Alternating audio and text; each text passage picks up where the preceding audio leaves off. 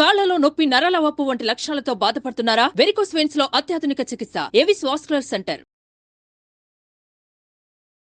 ఏం చెప్పమంటారు డాక్టర్ గారు? నిజంగా నేను ఒక భార్య స్థానంలో ఉన్నాను, కానీ ఒక పని మనిషి లాగా, ఒక మెషిన్ లాగా పడున్నానండి.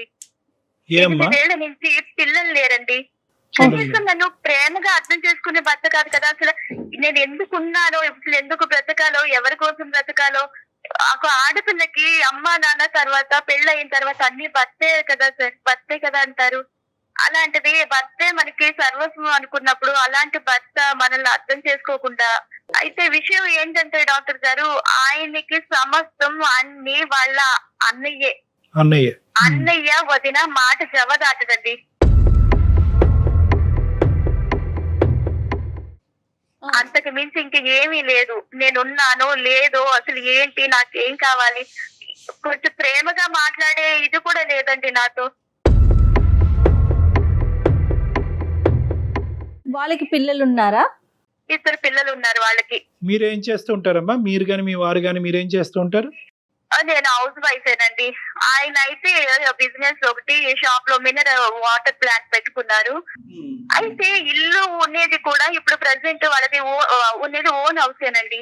ఆ పెళ్లికి ఏమని చెప్పి మాకు మా అమ్మ నాన్నలు వాళ్ళు అందరిలోని పెళ్లికి చెప్పిన మాట ఏంటంటే, ఇల్లు ఇద్దరిది అన్న తమ్ముళ్ళది అని చెప్పారండి. అప్పట్లో అది ఒక 25 లక్షలు వాల్యూ చేసేది. ఇప్పుడు అది ఇన్నేళ్లుగా చేసే దగ్గర మాకు ఒక 50 లక్షల వరకు అన్న వస్తుంది.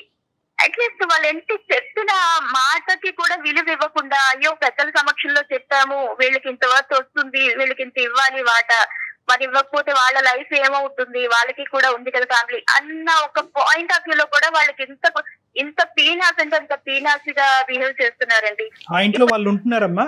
వాళ్ళ ఇంట్లోనే వాళ్ళు ఉంటున్నారండి. మేమైతే ఇంకా బయటికి రెంట్కి వచ్చేసాం వేరే చోటికి. ఎందుకు వచ్చారమ్మా? అసలు బయటికి రావాల్సిన పరిస్థితి ఏమైందమ్మా? ఎందుకు వచ్చారు? ఏమైనా గొడవ పడి వచ్చారా, లేదంటే విడిగా ఉంటే బాగుంటుంది? అంటే గొడవ కాదు డాక్టర్ గారు. మా తోటికోడలు ఉన్నారు కదా, తోటికోడలు అంటే మనకి అసలు శత్రువు అని కూడా మనం చెప్పలేవండి. పైకి అయితే అసలు మాటల్లో కనిపించరు, కానీ వాళ్ళు చేసే ప్రతి పనిలో కూడా వాళ్ళ మోసం నాకు వాళ్ళ కళ్ళల్లో కనిపిస్తుంది. చూడు నేను ఎలా చేస్తున్నాను, నిన్ను ఇన్ని విధాలుగా అవమానిస్తున్నాను, నీ మొగుడిని నేను ఎలా చెప్పు చేతుల్లో పెట్టుకుంటున్నాను, ఒక పనోడు లాగా ట్రీట్ చేస్తారండి మా ఆయన్ని. మా ఆయనకి అసలు అర్థమే కావడం లేదు. చూడు ఈ మాటలన్నీ వాళ్ళు అంటారమ్మా? నీతో అన్నారా? అన్నారండి, అన్నారు. కానీ నాకు వాళ్ళు చేసే ప్రతి పనిలో, ప్రతి చూపులో నాకు అది గుచ్చుకుంటాయి, తగులుతాయి. బావగారు కూడా అలానే ఉంటారా? బావగారు అలాగే ఉంటారండి. మా తోటి కూడా ఆమె కళ్ళల్లో అయితే పర్టికులర్ గా తెలుస్తుంది.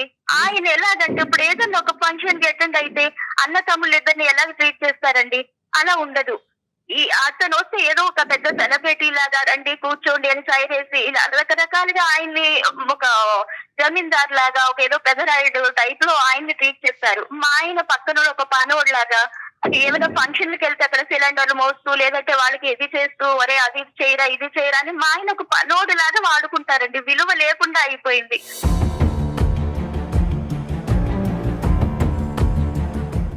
సుజాత గారు, మీరు ఎప్పుడైనా డిస్కస్ చేశారా? మీ అన్నయ్య వదిన ఇలా చేస్తున్నారేమో నాకు అనిపిస్తోంది అన్నట్టుగా అట్లా ఏమైనా మాట్లాడారా? చెప్తానండి. నేను ప్రతిరోజు నాతో కూర్చుని ప్రేమగా కలిసి మాట్లాడితేనే కదండి ఆయనకి ఏమైనా అర్థమయ్యేది. ఏది చెప్పినా ఆయన వాళ్ళ అన్నయ్యనే సపోర్ట్ చేస్తూ, మా అన్నయ్య వదిన నువ్వంటే మధ్యలో వచ్చావు, నాకు చిన్నప్పటి నుంచి వాళ్ళ గురించి నువ్వు మమ్మల్ని విడగొట్టడానికి నువ్వు ఇప్పుడు వచ్చావా మధ్యలో, నువ్వెందుకు ఇలా చేస్తున్నావు, ఇది ఎందుకలా మమ్మల్ని విడగొట్టడానికి నువ్వు ట్రై చేస్తున్నావా అని తిరిగి నన్నే అంటాడు. కానీ నేను పడే అవమానాలను గాని, వాళ్ళు చేసే వెటకార పనులు గాని, ఇవి గాని అసలు పట్టించుకోవడం, అసలు అర్థమే చేసుకోడండి ఈ మనిషి.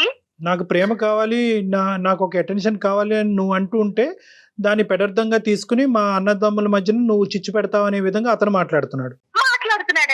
అతను అటువైపు ఎక్కువ టైం స్పెండ్ చేస్తున్నాడు. అతనికంటూ సెల్ఫ్ రెస్పెక్ట్ వాళ్ళు ఇవ్వకపోయినా కూడా అదే లోకంలాగా అతను బతుకుతున్నాడు. కానీ నీ వరకు నిన్ను ఎలా చూసుకుంటున్నాడమ్మా? అంటే మీ ఇంటికి కావాల్సినటువంటి వసతులు, సదుపాయాలు, లేదంటే నీ అవసరాలు, మీ ఇద్దరి మధ్యన ఉండే భార్యాభర్తల సంబంధం, ఇవన్నీ ఎలా ఉన్నాయమ్మా? అది అంతా నార్మలేనండి. కానీ లైఫ్ పార్ట్నరే పడే బాధలు అర్థం చేసుకోకుండా నేను ఎన్ని ప్రాబ్లమ్స్ ఫేస్ చేస్తున్నాను అడుగునా సరే, ఇవేమీ పట్టించుకోకుండా గుట్టిగా వాళ్ళ అన్న వదిన నామజపం చేస్తూ నువ్వే తప్పుగా అర్థం చేసుకుంటావు. మీ పేరెంట్స్ తో ఏమైనా మాట్లాడారా సుజాత? వాళ్ళ దగ్గర ఈ డిస్కషన్ ఏమైనా వచ్చింది, ఇట్లా జరుగుతోంది ఒకసారి మాట్లాడదాం అట్లా పెద్దల సమక్షంలోకి ఏమైనా వెళ్ళారా?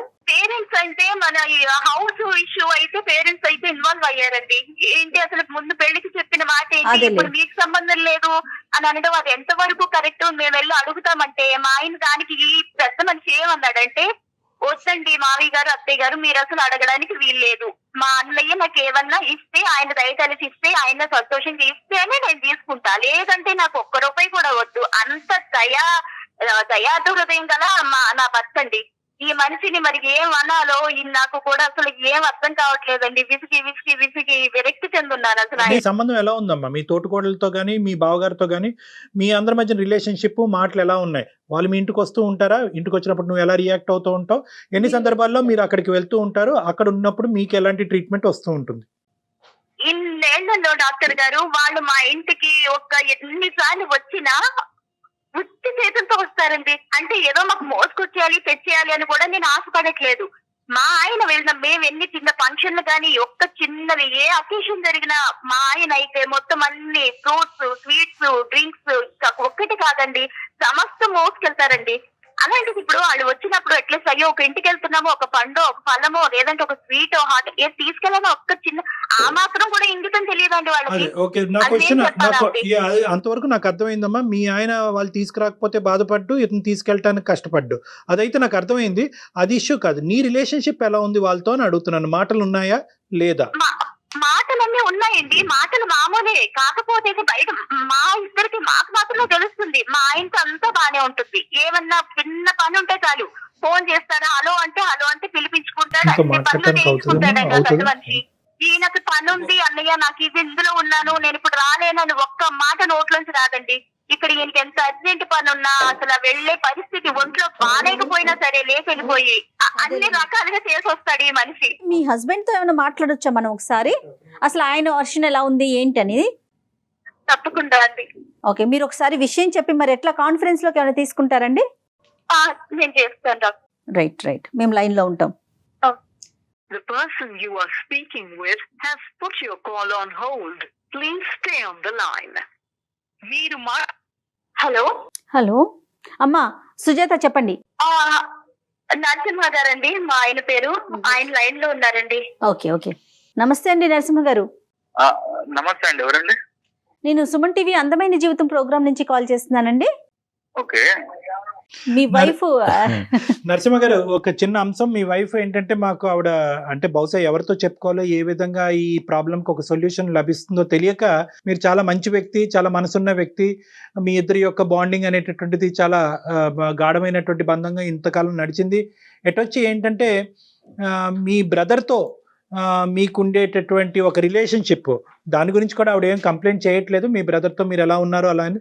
కానీ ఎటొచ్చి ఏంటంటే ఈ మొత్తం దాంట్లో మిమ్మల్ని వాళ్ళు ట్రీట్ చేసేటటువంటి విధానం గురించి ఇబ్బందికరంగా ఉంది అనేది ఒకటి చెప్పడం జరిగింది. రెండోది ఏంటంటే తనకి ఇవ్వాల్సినటువంటి ఒక అంటే సమయం కానీ లేదంటే ఆ ఆలోచన కానీ ఇటువైపు ఉండేటటువంటి మీ ఫోకస్ అండ్ కాన్సన్ట్రేషన్ కూడా అంత లేదు అన్నట్టుగా ఆవిడ చెప్పిందండి. నేను ఎవరిని ఇంట్లో నా స్థానం ఏంటి, అతను బ్రదర్తో ఉండేటటువంటి బాండింగ్ ఆ స్థాయిలో ఎందుకు ఉంది, ఇక్కడ ఈ కనిపించినటువంటి ఇంపార్టెన్స్ అక్కడ ఎందుకు కనిపిస్తుందని కొన్ని ప్రశ్నలకి సమాధానం ఎత్తుక్కుంటూ, అలా కాదమ్మా అతనితో మాట్లాడితే బాగుంటుంది, ఒకసారి అతనితో ఫోన్ కలపమ్మా అనేటప్పటికి మీకు కలపడం జరిగింది. మీ ఉద్దేశం ఏంటో చెప్పండి నరసింహ గారు. ఎక్కడున్నారు మీరు? నేను బయట ఉన్నాను. బయట అంటే బయటకు వెళ్తున్నాను. అన్నయ్య ఒక చిన్న పని చెప్పాడైతే దానికోసం. సార్ డాక్టర్ గారు విన్నారండి? ప్రతిదీ అలా చూడకండి, వక్రీకరించి చూడకూడదు, భూతద్దంలో చూడకూడదు. ఒకసారి అతని వర్జన్ ఇక్కడ పర్పస్ అతను ఏ పని మీద వెళ్ళాడు అన్నది కాదు, అతను ఏంటి అతని ఉద్దేశం కనుక్కుందాం, దాన్ని బట్టి మనం సొల్యూషన్ ఐడెంటిఫై చేద్దాం. కొద్దిగా ఓపిక పట్టండి. అన్నయ్య చిన్న పని చెప్పాడు కాబట్టి వెళ్ళినా, ఇప్పుడు దానికి ప్రాబ్లం ఏంటి? ఏంటి పని ఏం చెప్పాడు అన్నయ్య? ఆయన పనులు చేస్తూనే ఉంటాడు. మీ బిజినెస్ మీ పనులు మన పనులు అన్ని మానుకొని మీ అన్నయ్య చుట్టే తిరగండి, ఒక గుడి కట్టించండి సరిపోద్ది.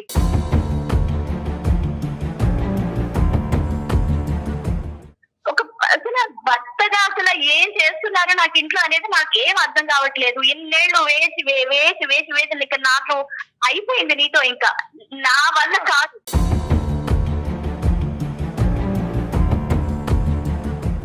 నేను నిన్ను అర్థం చేసుకోకపోతే నువ్వు బాధపడాలి. నేను అర్థం చేసుకుంటున్నా కదా, అర్థం చేసుకుంటున్నా నేను అర్థం చేసుకుంటాను, అర్థం నేను చేసుకున్నాను అర్థం కదా. చేసుకుంటాను. నేను బాగా చూసుకోవట్లేదా నిన్ను? చూసుకుంటా, అందరూ చూసుకుంటారు. కానీ ఏ రోజన్నా ప్రేమగా మాట్లాడి ఇది నేను పడే బాధ, నేను పడే అవమానాల గురించి చెప్తుంటే ఎప్పుడు కూడా లేదు మా ఇద్దరి మధ్య గొడవ పెడుతున్నావు, నువ్వు ఈ విధంగా ఎందుకు ఆలోచిస్తుంది అన్ని తిరిగి అన్నమే. కానీ నిజమా కాదా అన్న యాంగిల్లో అసలు నా వైపు నా కోణంలో ఒక్క రోజున ఆలోచించావా నువ్వు చెప్పు.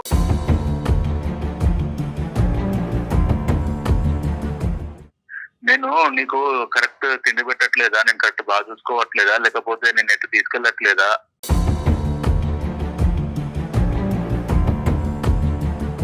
నీ మీద నమ్మకం పెట్టుకుని పెళ్లి తర్వాత భర్త అన్ని సర్వస్వాన్ని మేము మీ దగ్గరికి వచ్చినప్పుడు ఎంత ప్రేమగా చూసుకోవాలి భార్య అంటే. ఇన్నేళ్ల నుంచి ఎన్ని అవమానాలు బయట పడుతూనే ఉన్నాం. బయట వాళ్ళకి తెలుస్తున్నారే, అసలు మీకెందుకు తెలియట్లేదు మీ అన్న ఎంత చీట్ చేస్తున్నాడో, ఎన్ని రకాలుగా నేను పని మనిషిలాగా ఆడుకుంటున్నాడో అనేది అన్నీ బిజీ ఉన్నాడు కాబట్టి నాకు పని చెప్తున్నాడు. అన్ని బిజీ అంటే ఆయన పనులు ఆయన చేసుకుంటాడు, మీ పనులు కూడా వదిలేసి మీరు వెళ్ళిపోవాలి.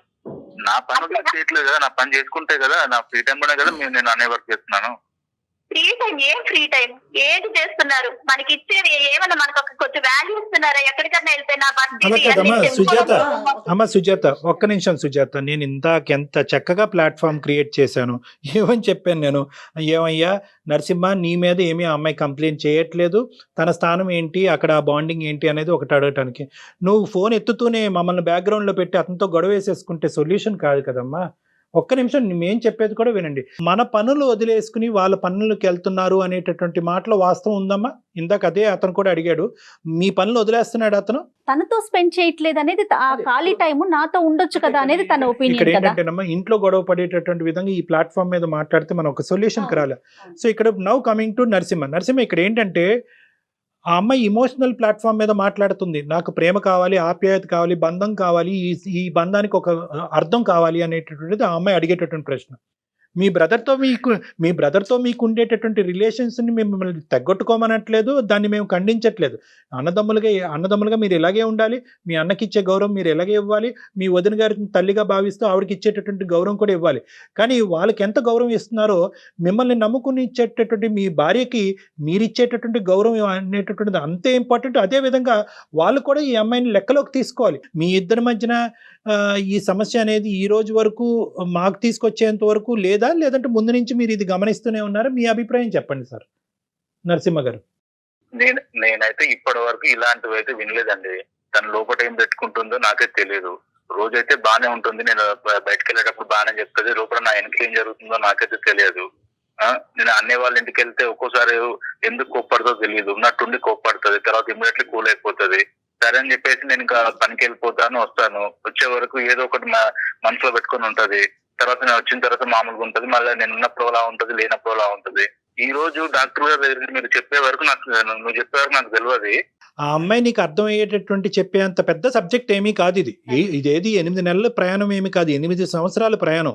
ఆ అమ్మాయి ముభావంగా ఉన్నా మీరు అక్కడికి వెళ్ళి వచ్చి వెనక్కి వచ్చిన తర్వాత ఆ అమ్మాయి ఇంకో విధంగా ప్రవర్తించినా ఏది ఉన్నా కూడా ఇక్కడ మీనింగ్ ఒకటే కదా. మీరు ఇది అర్థం చేసుకుని ఆ అమ్మాయి మనసులో ఏముందన్నది తొంగి చూసేటటువంటి ప్రయత్నం ఎంతవరకు చేశారు? మీరు మరీ అంత నాయివ్గా ఏమీ తెలియనట్టుగా వివరించకండి. ఇక్కడ అమ్మాయి మనస్తాపం చెందుతుంది, ఇంకా బాధపడుతుంది. 8 సంవత్సరాల పాటు నా భర్త ఇంతేనా అర్థం చేసుకున్నాడా అనే క్వశ్చన్తో అమ్మాయి ఇంకా ఇబ్బంది పడుతుంది. ఇక్కడ సింపుల్ లాజిక్, అక్కడ బంధాన్ని కాదు అని అనట్లేదు, ఇక్కడ ఉండేటటువంటి బంధానికి ఒక మీనింగ్ చూపెట్టమంటుంది అమ్మాయి.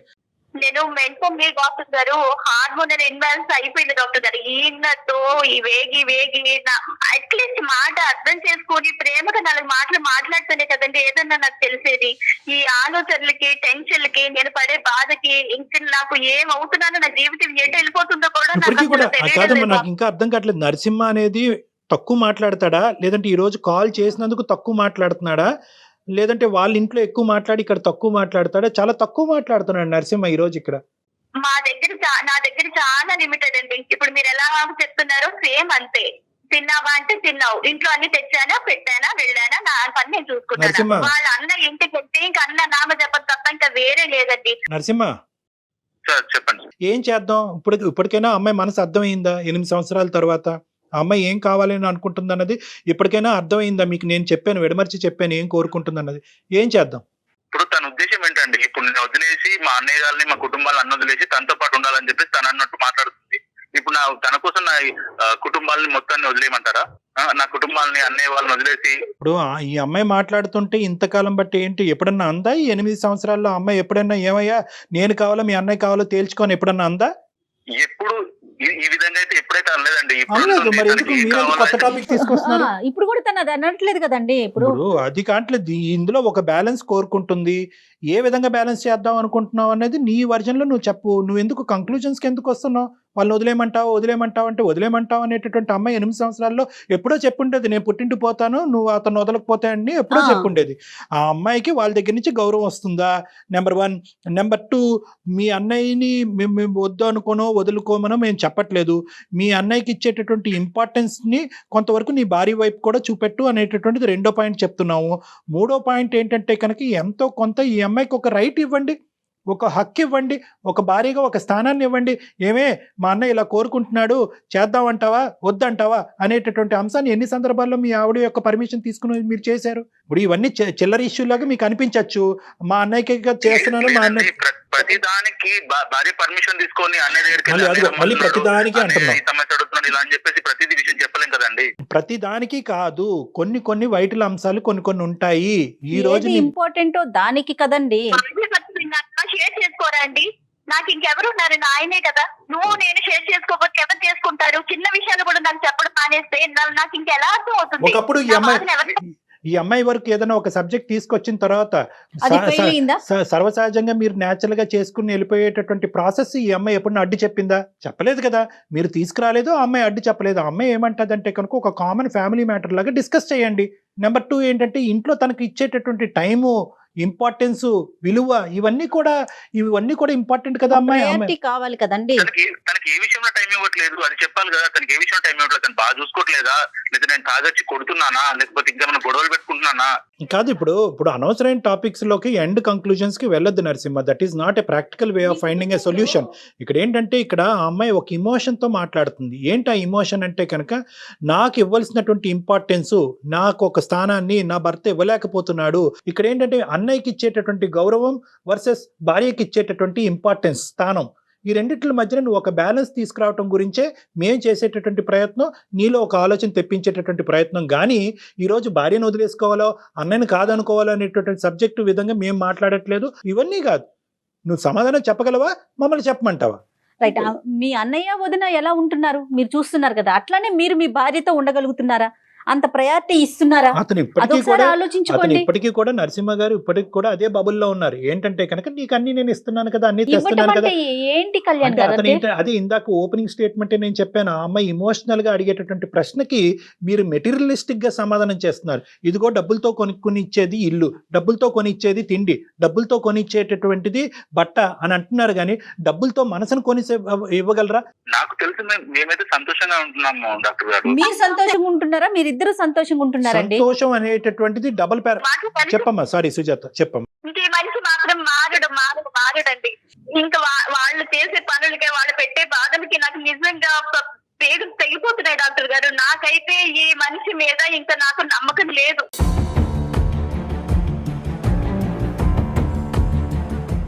మంచితనాన్ని కూడా హద్దు ఉంటుంది కానీ ఇంత పిచ్చిగా గుడ్డిగా వెళ్ళి మంచి నేను ఎక్కడ చూడలేదండి. ఇంకా నేనైతే ఇంతో కలిసి బతికే ఛాన్సే లేదండి. నేను మా పుట్టింటికి వెళ్ళిపోతాను. నేను అమ్మ వాళ్ళ దగ్గరే ఉందాం అనుకుంటున్నాను. మారిన మనిషి ఇప్పుడు ఏం మారుతాడు? అతను అసలు అంత తప్పు కాదమ్మా. అది తను మారలేనంత తప్పు కాదు, అంత జటిలమైనటువంటి సమస్య కాదు. నిజంగా నువ్వు అటువంటి స్టెప్ తీసుకోవాల్సినటువంటి జటిలమైనటువంటి పెద్ద సమస్య అయితే కాదమ్మా. నరసింహ ఒక మంచి వ్యక్తి, అర్థం చేసుకునేటటువంటి వ్యక్తి. ఎటొచ్చి ఈ కాన్సెప్ట్ లో ఏంటంటే అతనికి అర్థం అవడానికి చాలా ఎక్కువ టైం పడింది. ఇప్పుడైనా కూడా ఈ ప్రాబ్లం కి ప్రాక్టికల్ సొల్యూషన్ అతను ఐడెంటిఫై చేస్తాడా, నన్ను చెప్పమంటాడా అన్నది ఒకసారి అవకాశం ఇచ్చి చూద్దాం అమ్మా. నరసింహ చెప్పండి. డాక్టర్ ఇన్ని రోజులు సమస్య అనేది ఇద్దరి మధ్యలో ఉండే, ఇప్పుడు సమస్య అనేది మీ వరకు వచ్చింది కాబట్టి మీరేం చెప్తే నేను అది ఫాలో అవుతాను డాక్టర్ గారు. సూపర్. నరసింహ వాళ్ళ బ్రదర్ కి అర్థమయ్యేటటువంటి విధంగా ఈ సమస్యను తీసుకెళ్లాలి వాళ్ళ బ్రదర్ దగ్గరికి. అన్నయ్య 8 సంవత్సరాల పాటు మేము కాపురం చేసి ముందుకు ప్రయాణం సాగుతున్నా కూడా ఈరోజు నా భార్య సుఖపడట్లేదు, సంతోషంగా లేదు అని అంటుంది. పిల్లలు లేకపోవటం ఒక ఎత్తు అయితే కనుక నా దగ్గర నుంచి ప్రేమ, టైము ఇలాంటివి లేకపోవటం అనేది ఇంకో పెద్ద సమస్యగా మాకు మారిపోయింది. మీ ఇద్దరు హ్యాపీగా ఉన్నారు, మీ ఇద్దరికి 2 పిల్లలు ఉన్నారు. కాబట్టి నేను కొంత సమయం నా భార్యకి ఇవ్వాలి, నా భార్య వైపు ఫోకస్ చేయాలి, నా భార్యకి నేనున్నాను అనేటటువంటి నమ్మకాన్ని నేను క్రియేట్ చేయాలి, నాకు కొంత సమయం కావాలి. ఈ సమయంలో నువ్వు చెప్పినటువంటి పని చేయకపోయినా, నీకు కావాల్సినటువంటి విధంగా నేను ఉండకపోయినా నువ్వు అపార్థం చేసుకోవద్దు అనేది ఫస్ట్ మీ బ్రదర్లో ఆలోచన కల్పించవలసినటువంటి బాధ్యత నరసింహ నీ మీద ఉంది. తప్పకుండా సార్. నెంబర్ 1. నెంబర్ 2 ఏంటంటే, ఇలా అడుగుతున్నాడు అన్నయ్య చేస్తే బాగుంటుంది అని అంటే కనుక ఖచ్చితంగా అమ్మాయి ఒప్పుకుంటుంది. ఆ అమ్మాయి మనసు చాలా పెద్దది. 8 సంవత్సరాల పాటు మీరు ఆ అమ్మాయిని పూర్తిగా పట్టించుకోకపోయినా కూడా ఆ అమ్మాయి మనసు పెద్దది కాబట్టి ఈరోజు భరిస్తూ ఆలోచిస్తూ అలా ఆగిపోయిందే కానీ దాన్ని నిలదీయటం కానీ ఆ అమ్మాయి ఇంకో విధంగా ఆలోచించడం కానీ చేయలేదు. సో కాబట్టి ఏంటంటే, మీరు ఏదైనా ఒక సబ్జెక్ట్ ఉంటే కనుక మొహమాటం లేకుండా, భయం లేకుండా, ఈ అమ్మాయి అభ్యంతరం చెప్తాది అనే ఆలోచన లేకుండా ఆ అమ్మాయి వరకు తీసుకొచ్చే ప్రయత్నం చేయండి. ఇది నెంబర్ 2. అప్పుడు ఆ అమ్మాయికి ట్రాన్స్పరెన్సీ వస్తుంది, నమ్మకం వస్తుంది. నా స్థానానికి ఒక ఇంపార్టెన్స్ ఇచ్చి వచ్చి నా భర్త నా పర్మిషన్ తీసుకుని అక్కడికి వెళ్తున్నాడు కదా అనేటటువంటి ఒక ఆనందం ఆ అమ్మాయిలో ఉంటుంది. ఇది నెంబర్ 2. నెంబర్ 3, సుజాత నీకు చెప్పేది ఏంటంటేనమ్మా, ఇదేదో ఓవర్ నైట్ జరిగిపోయేటటువంటి కార్యక్రమం కాదమ్మా. ఎందుకంటే ఇంతకాలం వాళ్ళ అన్నదమ్ముల మధ్యన ఉండేటటువంటి బంధం ఇంకో లెవెల్కి వెళ్ళిపోవటం వల్ల, వాళ్ళిద్దరి మధ్యన అండర్స్టాండింగ్ ఇంకో లెవెల్కి వెళ్ళిపోవటం వల్ల ఇది స్లోగా over a period of time మార్పు జరిగేటటువంటి అంశమే కానీ ఇది రాత్రి జరిగేది అంశం కాదు. ఇది సుజాత నీకు చెప్పే మాట. మీరు ఏదైతే చెప్పారో అది నేను ఈ రోజు నుంచి నేనైతే ఫాలో అవుతాను. ఫస్ట్ ఆఫ్ ఆల్ ఏంటంటే, నువ్వు మీ ఆవిడ ఫస్ట్ మీరిద్దరు ఇంట్లో కూర్చుని మీరు ఎక్కడైతే ఉన్నారో అక్కడి నుంచి తిరిగి వచ్చిన తర్వాత మీరిద్దరు కూర్చొని డిస్కస్ చేసుకోండి, గొడవ పడద్దు. మీ బ్రదర్ని అట్ ద సేమ్ టైం ఈ కాపురాన్ని ఎలా బ్యాలెన్స్ చేయాలనేటటువంటి తెలివైనటువంటి అంశం అమ్మాయి నాకంటే బాగా అమ్మాయి చెప్పగలదనే నమ్మకం నాకు ఉంది. ఫస్ట్ మీరిద్దరు నేను చెప్పినటువంటి బేస్మెంట్ మీద మీరిద్దరు కూర్చొని డిస్కస్ చేసుకోండి. Okay Sujata, thank you madam. Okay, good luck, all the best, bye, thank you, take care. ఆ అబ్బాయికి ఈ రోజు అర్థమైంది, అంతే ఒక సంతోషం. స్టెప్ తీసుకుంటానని ముందుకు వచ్చాడు. అవునవును, సో బహుశా వాళ్ళిద్దరు కాపురానికి ఒక మంచి రోజులు వచ్చినాయి అన్నది మనం నమ్మి. తప్పకుండా. ఓకేనమ్మా, రైట్ అండి. Thank you, thank you so much Kalyan గారు, థ్యాంక్ యూ. అట్లనే డాక్టర్ గారితో మీరు ఎవరైనా పర్సనల్గా మాట్లాడాలి అనుకుంటే కనుక కింద స్క్రోల్ అవుతున్న నెంబర్కి కాల్ చేయండి. పర్సనల్గా డాక్టర్ గారితో మాట్లాడి ఆయన సలహాలు సూచనలు తీసుకోండి. నమస్తే. అందమైన జీవితం సమర్పిస్తున్న వారు 49. 49 అంటే సంతోషం, 49 అంటే సంతానం.